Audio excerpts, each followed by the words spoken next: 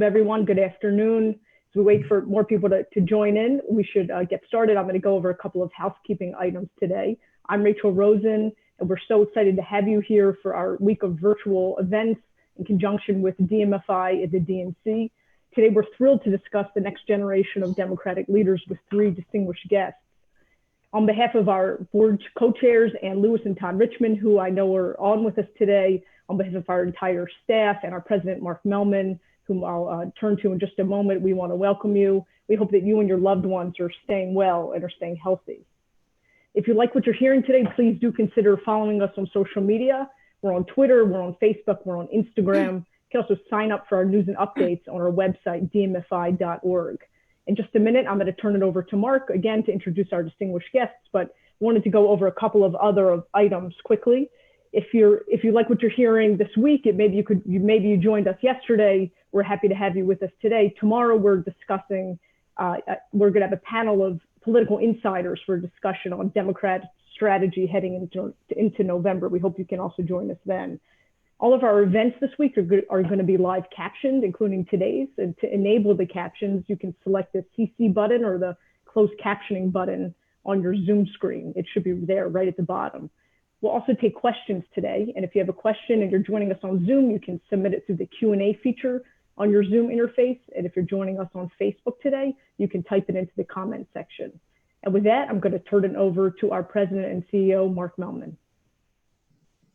Thank you very much, Rachel, and thank all of you for joining us today with our special guest, who I'll introduce in a moment. First, let me just say a word about DMFI for those of you who may not be familiar with our work. Democratic Majority for Israel was founded about a year and a half ago. Our two co-chairs, Ann Lewis and Todd Richmond, are on the phone, on the Zoom line, as well as Archie Gottesman, who you'll hear from later, a member of our board. But we are an organization that is founded really for two purposes. One is to advance the interests of the Democratic Party, because we believe that the vision of the Democratic Party represents what's best for the United States, but also to make sure that that Democratic Party continues to include in its vision support for the U.S.-Israel relationship. We believe that that's important both for the moral compass of the Democratic Party, but also for the political success of the Democratic Party. We have worked, and DMFI has worked in a variety of ways and a variety of channels to try and make sure that we do remain a pro-Israel party. We've worked with state platforms. We worked on the national platform to defeat anti-Israel amendments and insertions into state platforms, into the Democratic National Platform. So we're very proud that we have Democrats today running on a platform that is a strong pro-Israel platform. We've been involved on Capitol Hill, lobbying with members of Congress, Democrats in the House and in the Senate, again, to make sure that we move good pro-Israel legislation and stop anti-Israel legislation. We have a sister organization, a separate sister organization called DMFI PAC that is engaged in races around the country, including the ones of the people you'll hear from in a moment. But to make sure that our pro-Israel Democrats win their primaries when they have primaries and win their general elections as they come to a head in November. That's really what we're about. We are thrilled today to be joined by some of our very good friends, both personal friends of mine in some instances, but also strong friends of the U.S.-Israel relationship and of DMFI. Congressman Max Rose represents New York's 11th Congressional District. He was first elected in 2018, so a relatively new member of Congress. He served in the U.S. Army in Afghanistan, where he was wounded. He was awarded a Bronze Star and a Purple Heart. So we thank him very much for his service there. He also served in the National Guard, was called up during COVID, I believe, but continues to serve in the National Guard. In his so far brief time in Congress, which we hope will be a very long time in Congress, he's already established himself as a strong voice on the U.S.-Israel relationship and is committed to rooting out anti-Semitism. Kathy Manning is the Democratic nominee for North Carolina's 6th Congressional District, an overwhelmingly Democratic district. So she's going to continue to work at it, but she's going to be the next Congresswoman from North Carolina. Kathy has been a leader in the Greensboro, North Carolina community in many ways over many years. She's also been a leader, along with her husband, Randall Kaplan, in the Jewish community. Kathy served as the chair of the Jewish Federations of North America a few years ago, and has been engaged in a whole variety of philanthropic and other activities in the Jewish community and in the community in Greensboro.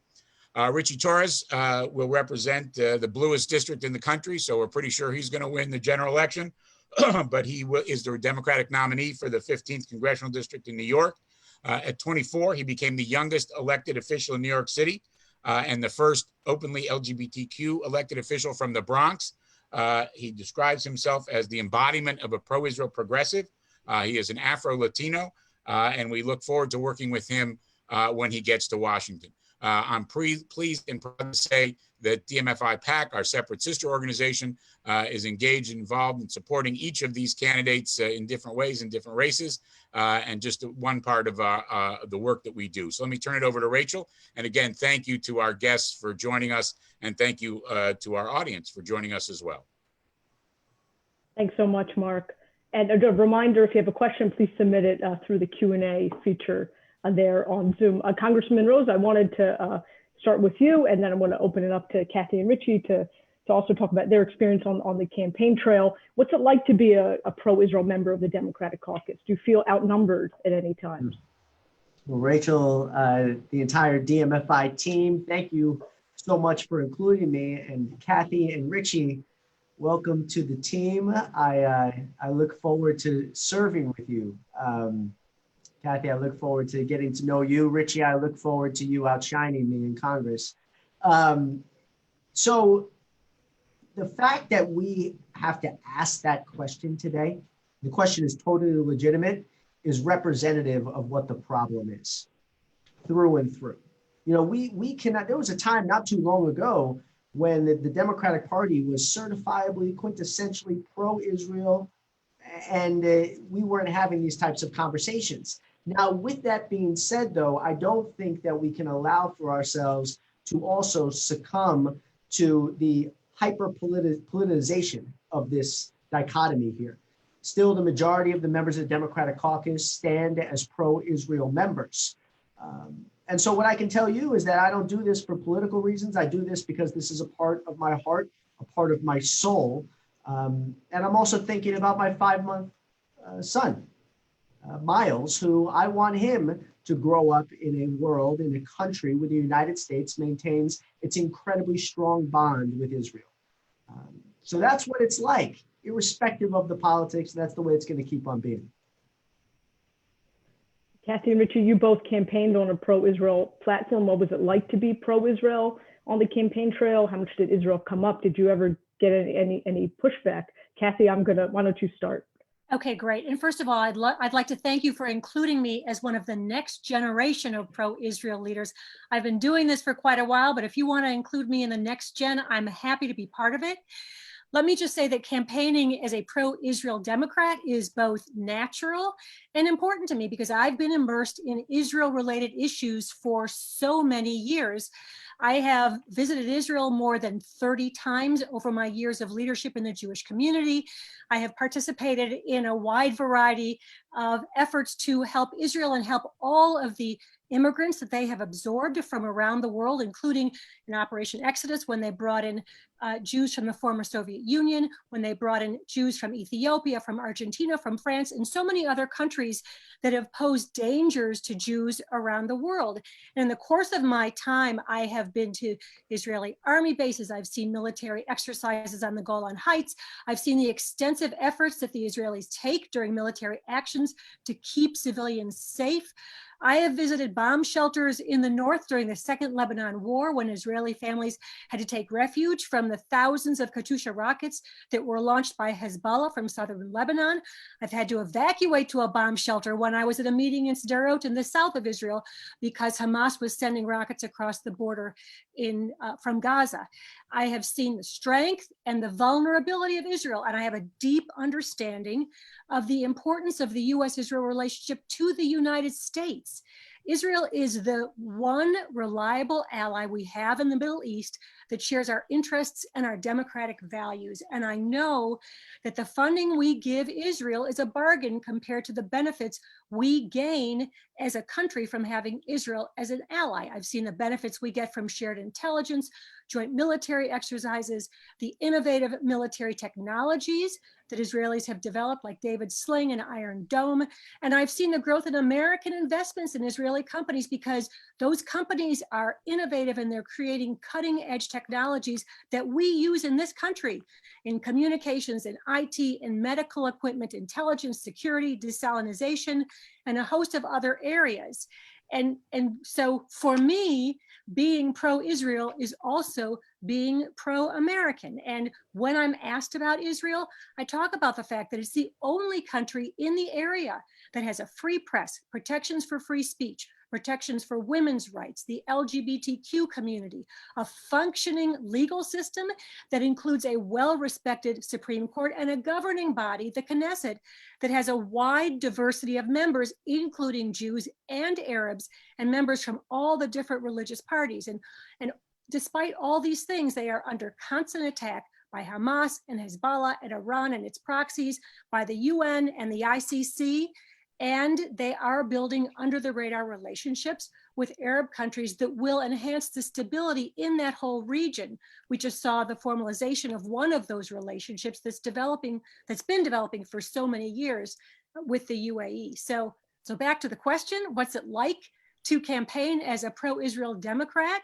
It's great because I get to campaign on values that are authentic to me and are fully in line with my values as an American. Richie. Thank you. First, it's an honor to be here with Kathy. I'm looking forward to serving with you and Congressman Max Rose. I have to say, no one there's been no member of Congress who has reached out to me more proactively and been mentoring me as much as Max. So I'm just grateful to you, and I thank you for your friendship. As to your question, whether I feel outnumbered, it's not so much outnumbered. I feel drowned out. That in politics, there's no doubt in my mind there is a silent majority for Israel, but a visible vocal minority is often mistaken for majority and often has outsized influence over public discourse and public policy. And part of the problem is social media, which has the effect of amplifying the ideological extremes. In New York City, we've seen the rise of the Democratic Socialist of America, which is explicitly pro-BDS. The Democratic Socialist lefts endorsed in about 11 races and won every single one except mine. So it's proven to be effective at winning elections. And I worry about the normalization of anti-Semitism within progressive politics. I consider BDS the attempt to delegitimize Israel to be anti-Semitic at its core, and any movement that embraces anti-Semitism is destined to rot from within. It strikes close to home for me as an openly LGBTQ person, because part of what it means to be LGBTQ is to live life with integrity and authenticity. And if the message to those who are both progressive and pro-Israel, especially people of Jewish descent, that in order for you to be part of the progressive community, you have to renounce your identity and your history and your ties to your own homeland, and you have to be in the closet, that to me is profoundly evil. That's a perversion of progressivism. And that's something that pro-Israel progressives have to fight against. And so it's incumbent upon us to create space within the progressive movement for pro-Israel voices.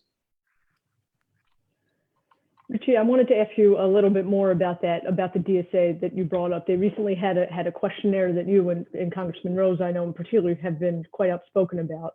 The questionnaire from DSA of New York asked city council candidates to pledge not to travel to Israel for any reason, personal or professional. Richie, could you talk about your response? And Congressman Rose, could you also please weigh in? Well, it's worth noting three facts. So first, a few years ago, the Democratic Socialists of America came out in favor of BDS, which is an insidious form of anti-Semitism. Second, the leadership of the DSA refuses to even affirm Israel's right to exist. And third, the DSA has a questionnaire for city council candidates who have no role in foreign policy a 12-page questionnaire. And on page 12, there's a foreign policy section that only asks 2 questions. And both questions are about Israel. Right. Question number 1, do you pledge not to go to Israel if elected to the city council? Question number 2, do you support EDS? And, you know, I actually took first I said, I reminded the world that I took a pledge back in January of 2019 that when I ran for Congress, I would never seek the endorsement of or otherwise associate with any organization that embraces BDS. Just like I would not associate with an organization that is racist, I'm not going to do the same when it comes to anti-Semitism. But then I said, you know, rather than approach the issue with ideological preconceptions, there's no substitute for actually traveling to Israel and speaking to people on the ground, both Israelis and Palestinians, and among Israelis, Arabs, Jews, Ethiopians. Like, you know, learn from firsthand experience and then arrive at your own conclusions. Right? But the notion of depriving yourself of the experience to go to one of the most complicated parts of the world and do your own homework and come to your own conclusions, that's going to make you no wiser as a person or public servant. And that's the essence of what I said publicly in response to the questionnaire. Yeah, no, Richie hits the nail on the head, but let's also look at this from a different angle. Now, I've been very clear in terms of my opposition to much of their political platform. But let's think about folks who that may not be the case for them. And they see themselves as aligning with their politics. But they're also very strong on the pro-Israel front for reasons whether spiritual or otherwise. And here DSA is coming out and saying that there's an apparent contradiction between the two. And that to me is what is so wrong here. It's this notion that there's a false choice there. And I think on a broader scale, let's put the DSA aside because they're a fundamentally weak organization that only wins races against weak opponents. But let's think about what's happening in the larger progressive movement on college campuses or otherwise. And to that, I would say, if you consider yourself progressive, if you consider yourself a believer in universal health care, if you consider yourself a believer in building a society that attracts people of all races and nationalities, if you consider yourself a believer in a society that is welcoming and embraces the LGBTQ community, and so on and so forth, then look to Israel to find a country that has achieved that. So this notion that somehow to be progressive, in order to be progressive, you must be anti-Israel is horrible and false. And it's something that we have to more aggressively push back upon.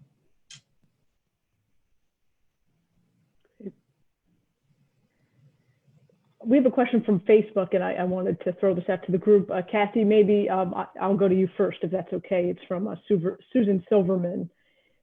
Some folks are on the fence, whether it's vote for Biden or vote for President Trump for re-election when it comes to the Israel issue. What do you think? Do you think the Democratic Party is pro-Israel, and what is there to be said about the trajectory of the U.S.-Israel relationship under a Biden-Harris administration? First of all, I think that there are many, many pro-Israel Democrats in Congress. And so I think what you hear from, and either Richie or Max referred to a very vocal, small anti-Israel minority, but I think the majority of Democrats are pro-Israel. I think Joe Biden has made it clear in his platform, in his actions, and over the years that he is very supportive of Israel and that he will continue to be supportive of Israel. And that came through in the way, in his positions and in the way the platform was designed. I think the larger picture that Jews have to look at is what the actions of the current president have been like, not on the small issues. I mean, it's nice that he moved the U.S. Embassy to Jerusalem, but what has he done to create stability in that whole area of the world, because when that area of the world is unstable, that has a negative impact on Israel. And I think when you look at what this president has done, he's created instability around the globe. He has broken relationships with our allies. He's done so many things that have put our country in a weaker position.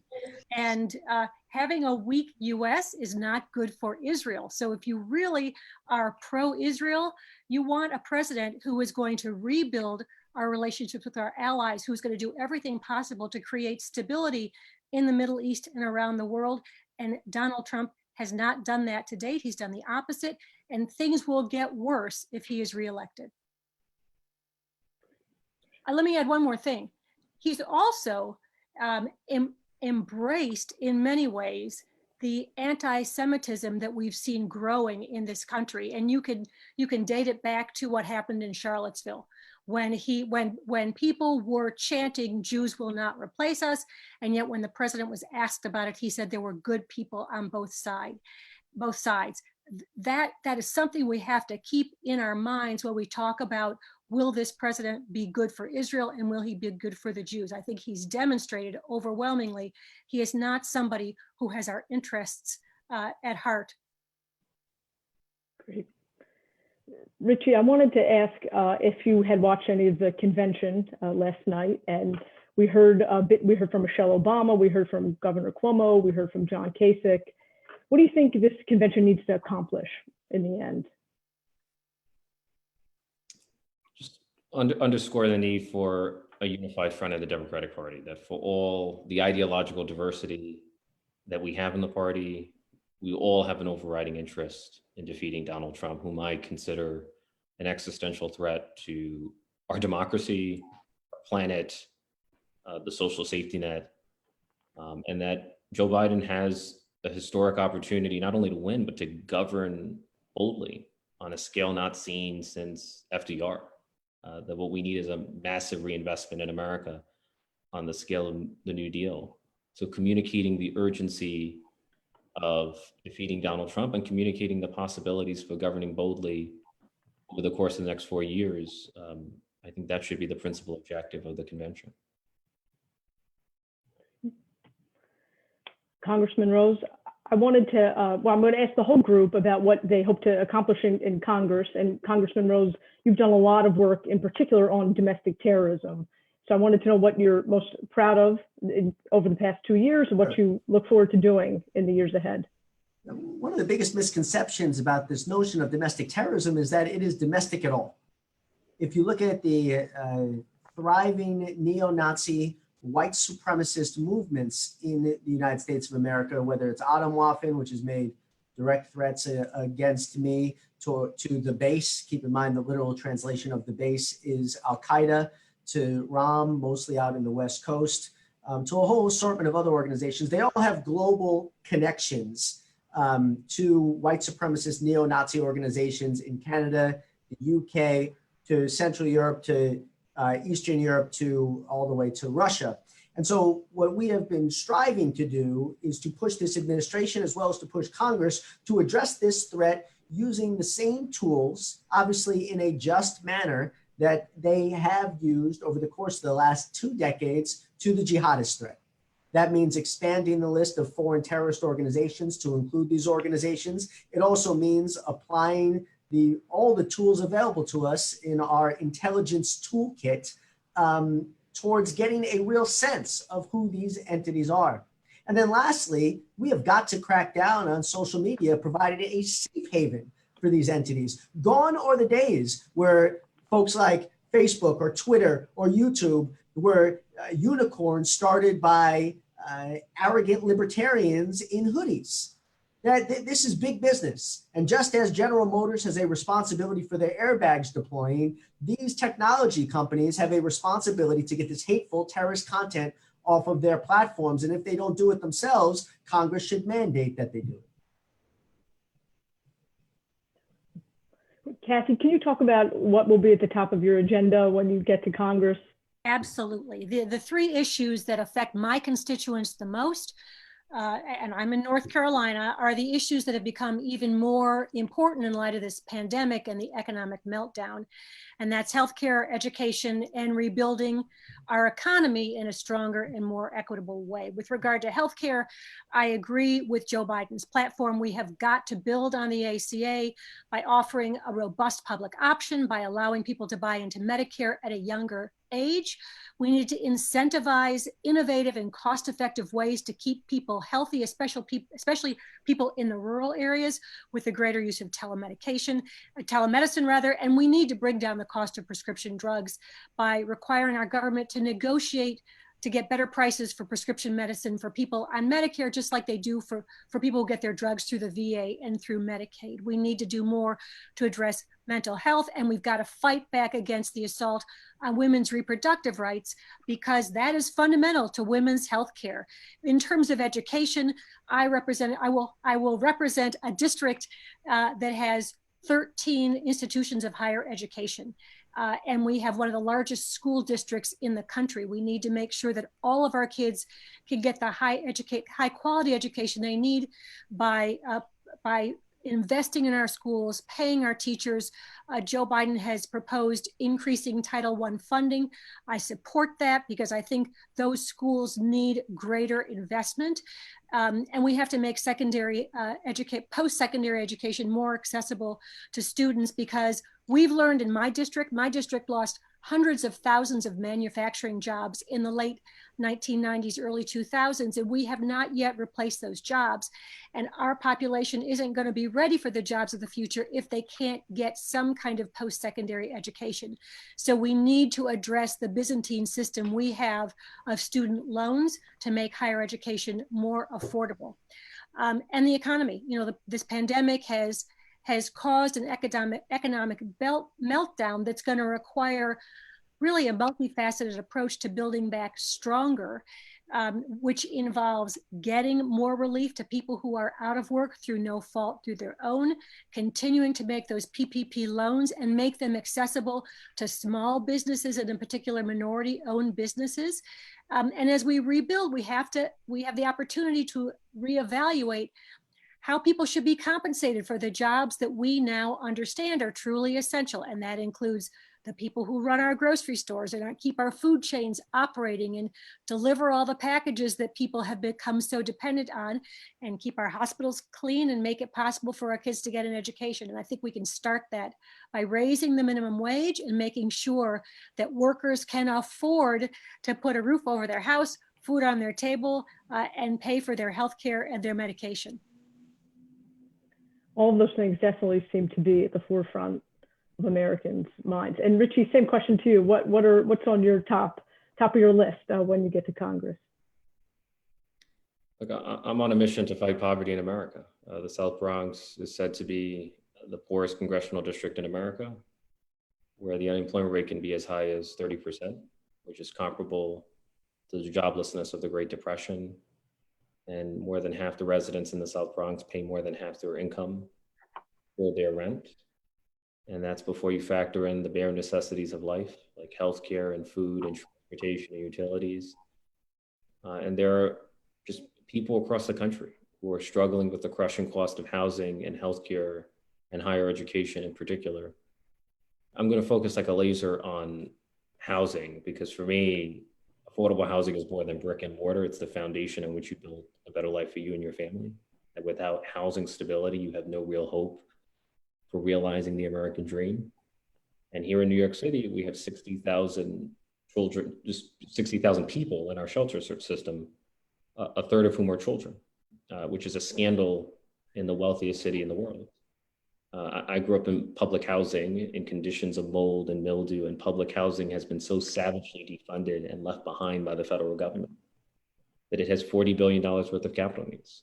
So you have senior citizens freezing in their apartments during the winter because there's no reliable heat and hot water. You have disabled residents who are prisoners in their own home in top floor apartments because the elevators keep breaking down. You have thousands of children who have been poisoned by lead. You have asthmatics struggling to breathe in their own homes because of leaking and molded conditions. Those are the human consequences of federal disinvestment from communities like mine. And so I'm going to make it my highest priority to ensure that we're investing in the South Bronx, that we're creating enough affordable housing to keep pace with the demand for affordable housing, that we're expanding housing vouchers so that people in need are paying no more than 30% of their income toward their rent, and that we're reinvesting in infrastructure so that we're creating the next generation of jobs that will enable us to recover from depression level unemployment, from COVID-19, and mitigate the impact of catastrophic climate change. Congressman Rose, I wanted to ask about the Israel-UAE peace deal. I know DMFI was pleased to see that development this week, and pleased that it seemed like the Israeli government would at least suspend annexation efforts. I'd love to get your reaction to that, and then go around to the panel. Yeah, one of the biggest problems with the politics in general is that when the other side does something, you automatically oppose it. I mean, just look at the Democratic Party, right? Because Donald Trump wants to get out of Afghanistan, suddenly the Democrats want to stay in Afghanistan, for instance, which is totally perverted and odd, but it's just a function of how broken our politics is today. So here we have a historic agreement between the UAE and Israel. Historic. And the Democrats are coming out saying, oh, this is a bad thing. Relax. Not everything needs to be partisan, and especially Israel. So this, DMFI, I think it's a very noble effort, right? But let's not forget that the true North Star, as we consider how to support Israel in our politics, has to be that it does not matter if it's a Democrat or a Republican in power. That has to be our North Star. And I'm not like disgusted. That's a horrible word to use for this, but it's just, I'm so tired of some of my colleagues saying that, oh my God, the president did this, so let's oppose it. His executive order on anti-Semitism was another example of this, where here this was something that you pushed for years, and then the president does it and we oppose it. There is so much that this administration does that we can oppose, that we should oppose, that we should be fighting till our last dying breath. There is so much at stake in this election, but let's not make this one of those issues that we are fighting tooth and nail with a blinded partisanship.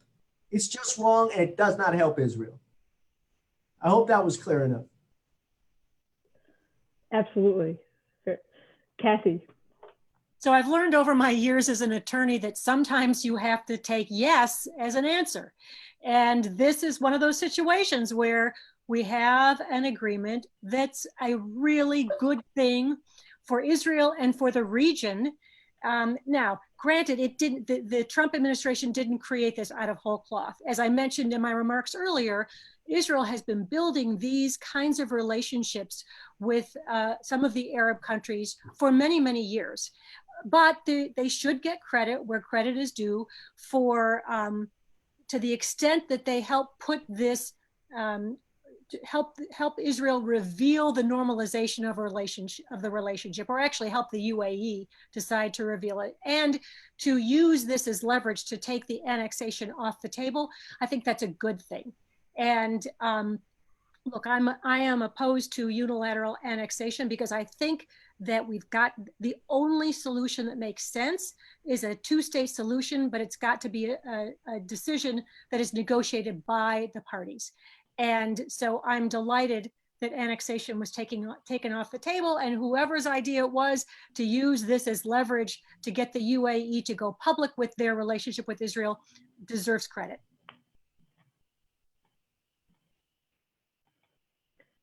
Richie, any thoughts on the Israel-UAE peace accord? For me, it's self-evident that preventing annexation and promoting normalization represents real progress. It represents a real breakthrough. And the normalization of relations between the UAE and Israel reminds us that conflict is best resolved not by coercion and delegitimation, but by negotiation and recognition. That is the right framework for achieving progress to resolve conflict in the Middle East, whether it's the Israeli-Palestinian conflict or whether it's the historical conflict between Israel and the Arab world. Having said that, I will note that I never imagined living in a world where the Sunni Arab world would be friendlier to Israel than some elements of progressive politics in New York. So, quite the world we live in. Absolutely. And Richie, I wanted to ask you to take a question that came in here from Blake Goodman. Are there any other senior pro-Israel members of Congress, one perhaps joining us on the call, who you hope to emulate during your time in Washington that you look up to as an inspiration? Careful, Richie. Richie, be careful with this one, buddy. These folks are sensitive. Don't answer it.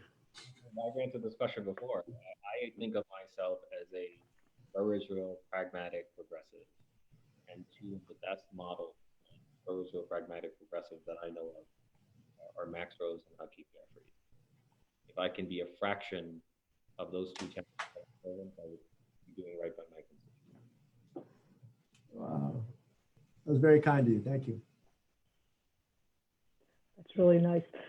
Kathy, you talked a little bit about the need for a two-state solution, which is something DMFI firmly supports as well. We had a question come in that says, what do we say to those who argue that we've tried encouraging a two-state solution through Oslo and through the 90s and it hasn't worked?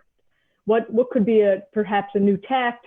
I know Joe Biden has made clear that he also wants to help be able to bring both parties to the negotiating table. What do you see as the future on the prospects of a two-state solution?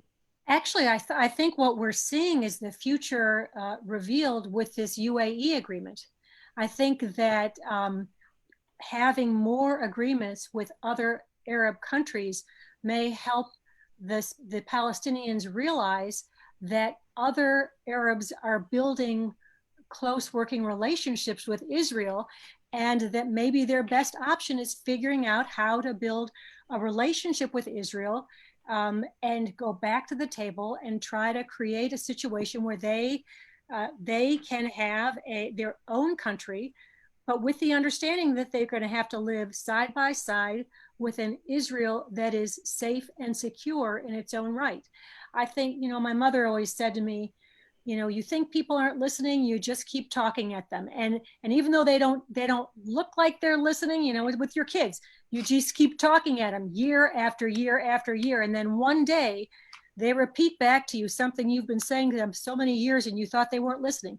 Someday, I hope the Palestinians will look around, realize that the world has changed and that they're going to be better off if they come back to the table and create and take part in a two-state solution that they have missed out the opportunity to create for so many years. And things certainly are not going to get better for them until they come back to the table and start negotiating. So, Congressman Rose, I wanted to turn to you with a question. The vast majority of the Democratic caucus is, of course, pro-Israel. Now, there are some detractors.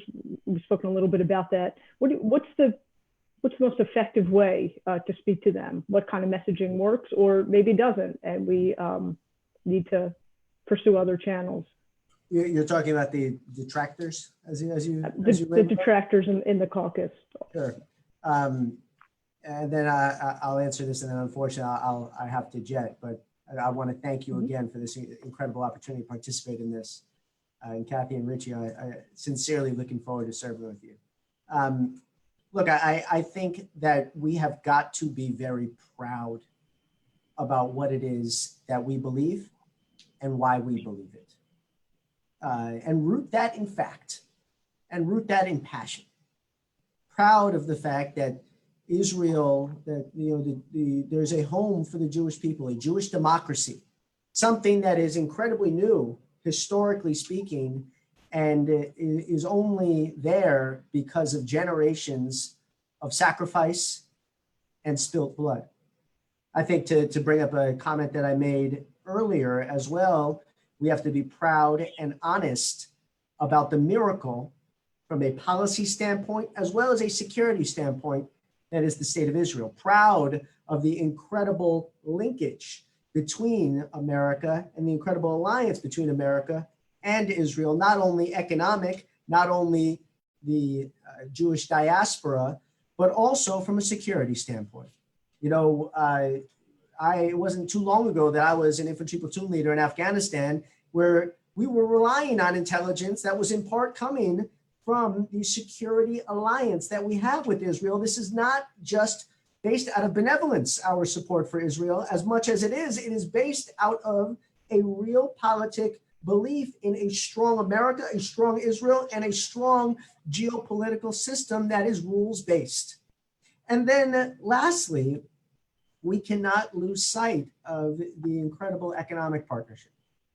There are, as you look at New York City and so many other areas in the United States of America, such a strong economic connection that isn't there because of any law of nature. It is there because of decades and decades worth of hard work.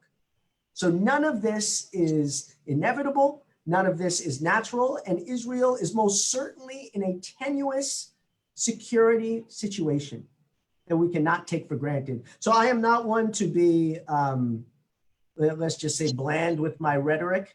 And I think that that is exactly the way we should be when it comes to this issue. Proud, clear, compassionate, and forthright. And with that, thank you so much again for everything that you're doing. And thank you to all of our participants today for engaging in the fight. I'll see you out there. Thank you, Congressman Rose, and congratulations again on your son, Miles. We hope to meet him one day, and please. Hey, today's a big day today, by the way. He shifted into food, carrots today. That's a big deal. Okay, wish us luck, all right? Good luck. Thank you. Thanks so much, Congressman. We have a couple minutes left, Richie and Kathy. Maybe I'll just ask you each one more. But Richie, could you talk about how you work with maybe some colleagues in Congress who share different views than yours, even within the Democratic caucus? Look, I have a rule that I refuse to, I do not reason with people who refuse to be reasoned with. So I avoid the extremes, but there is a persuadable left. And we have to make the case that, look, criticism of a country, including Israel, is fair game. Right? But there's a difference between criticism and hate. There's a difference between criticism and a delegitimation campaign that singles out Israel. Like, I often ask my friends, why is there no BDS movement against China, which is detaining more than 1 million Muslims? Or against Myanmar, which has ethnically cleansed Muslims? Or against Iran, which is the leading sponsor of terrorism in the Middle East and the world? Or against North Korea, which is essentially a totalitarian state, right? If the selective delegitimation of Israel, the world's only Jewish state, is not explained by anti-Semitism, then what exactly is driving it? And I've never heard a satisfactory answer to that question. So we have to point out that, look, it's fair to be critical of a country, any country. But Bill Clinton once said that there's nothing that's wrong with America that cannot be cured by what's right with America. And for me, the same can be said of Israel. There's nothing that's wrong with Israel that cannot be cured by what's right with Israel. And if we're going to have a debate, even a heated debate, about the Israeli-Palestinian conflict, the starting point has to be this core idea that Israel is fundamentally good, and that we should make Israel and the United States and all the democracies in the world a more perfect union. That's the spirit in which we should have this debate. And the goal is not to privilege Jewish liberation over Palestinian liberation or Palestinian liberation over Jewish liberation. The goal is to pursue a two-state solution that recognizes the dignity of both, that liberates both. That to me is the progressive position. Agreed here. Kathy, would you like to add anything? Well, first of all, Richie put it so beautifully. I now completely understand why you won your primary, and I can't wait to hear you speak strongly in that way on the floor of Congress. I have spent my career working to achieve goals with people with whom I don't necessarily agree. And I have learned both in my North Carolina community but also in my work in the Jewish world, that you have to set your goals and find people who will agree to those big goals and figure out how you work with them to reach your goals, to achieve what you want to achieve, even if you don't agree on everything. And certainly in the Jewish world, leading a board of 133 Jews from across the country, as many people on this call can imagine, there were often many, many different opinions on every issue, but you just keep talking, you keep working together. I rarely give up on anyone, even if I don't agree with their positions. I think you have to keep talking, you have to keep explaining your position, and you have to see if you can make progress. Sometimes it's slow, but I don't think we can give up. And with regard to people who are on the far left, the thing that keeps coming back to me is it's inconsistent for the Democrats to be a party that fights against discrimination and yet tolerates anti-Semitism. It doesn't make any sense. And anti-Israel attitudes involve anti-Semitism for the reasons that Richie so beautifully just explained. No country in the world is attacked with the consistency and the vitriol that Israel is attacked. And I think if we are going to be the Democratic Party that we want to be, that we saw for the most part on the convention last night, we have to be a party that fights against anti-Semitism and that supports a democratic Israel. Kathy and Richie, we are so grateful for your time. We feel so fortunate to have such close friends and allies, and particularly given all the demands on your schedule, we're grateful for you joining us today. And we are so excited to follow your achievements in Congress. I'm going to turn it over to Archie Gottesman, board member for Democratic Majority, to close us out. And thank you again. Thank you. Thank you. Thank you.